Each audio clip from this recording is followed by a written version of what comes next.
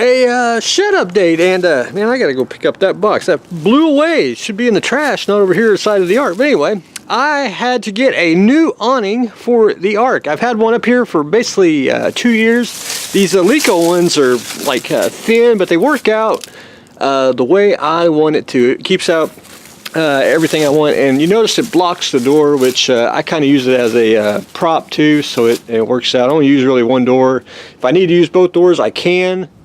But anyway, it tore the brown one I got, but I found got me a replacement one, same cheap price I paid. I even got one for the Ark 2 over there, which I'm going to try to repaint, which probably be early spring. I think about it's going to be more of a grayish color is what I'm hoping. Try to get rid of the barn red, which can't make decisions like that when it's 112 degree heat. So anyway, we'll try to get that fixed later. But anyway, new awning for the Ark, and we will do a shed update. First up, I want to say, not Minicraft, I was going to say Academy, Minicraft B52H Strata Fortress. The Model Club had a December meeting, and it was basically a show and tell, and they had a raffle, and they were raffling off kits, and I put my name in the hat, and Lord and behold, I won it. And this thing is a great kit because I think it's got either 2 or 3 B52 kits plus good old resin conversion for it too, so you know, to make the D version. So that was just a win-win all the way around. I think there's 3 kits in here.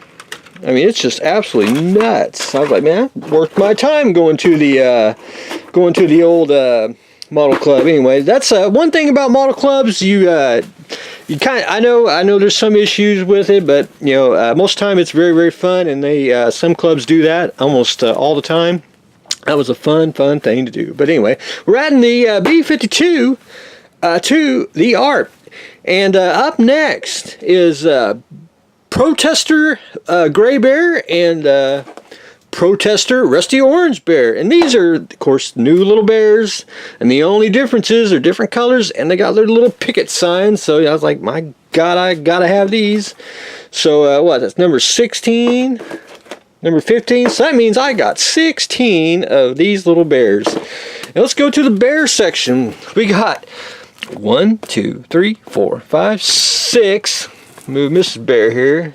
We're at 6, 7, 8, 9, 10, 11, 12, 13, 14, 15, 16, 17. It's nuts. I mean, just absolutely nuts. Plus I got the bigger bears. You know, it's just one of those, the bears are absolutely, they're addicting. But one thing about the bears, and I noticed, I think there's another ones coming out where they all have little ribbons on the back. Well, I think there's another set of bears, the same bear, but they got little angel wings. So I'm like, man, I want to have them too. You know, it's just nuts.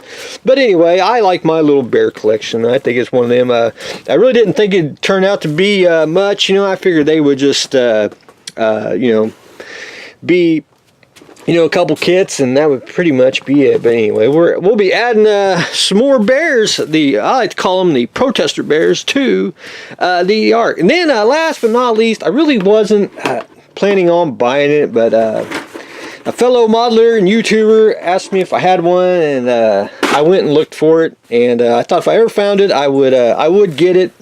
And this is an original number 89 1964 Mad magazine. Basically just won it for the cover, because it's you know, Frankenstein building a Alfred E. Newman kit, which I thought this would make an excellent companion piece to go with the Aurora Alfred E. Newman kit. I thought, you know, bacon and eggs, you know, I thought that'd be a nice combo kit. But it's one of them I really wasn't looking for it, and it just happened. Here it is, there it was, and I was like, oh my God, I gotta have it. And everyone's seen this cover. You know, it is you know, just a fancy, unique cover. And was it Norman Mingo? You know, he does all the you know, basically famous Mad covers. But anyway, took down memory lane here, going through the old Mad issue. I used to have quite a bunch of them when I was a kid, and you know, I never did have this one though. So it was just the Fugitive.